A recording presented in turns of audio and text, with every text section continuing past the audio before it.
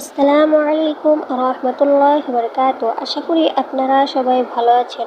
আল্লাহর অশেষ রহমতে আমিও ভালো আছি, আলহামদুলিল্লাহ। প্রিয় বন্ধুরা, আমি আজকে আপনাদের সামনে একটি গুরুত্বপূর্ণ আমল নিয়ে এসেছি।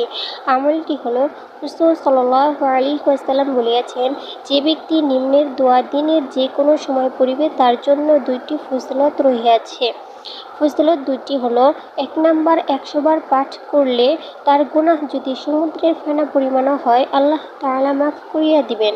2 নাম্বার ফজিলত হলো, এই দোয়া 100 বার পড়িলে তার জন্য 1,40,000 নেকি লেখা হইবে। সুবহানাল্লাহ। দোয়াটি হলো, সুবহানাল্লাহি ওয়া বিহামদিহি, অর্থ আল্লাহ তাআলার পবিত্রতা বর্ণনা করিতেছি এবং তার প্রশংসা করিতেছি। আশা করি ভিডিওটি বুঝতে পারছেন। যদি বুঝতে না পারেন তাহলে কমেন্টে বলে যাবেন। ভালো থাকুন, সুস্থ থাকুন। আসসালামু আলাইকুম ওয়া রাহমাতুল্লাহ।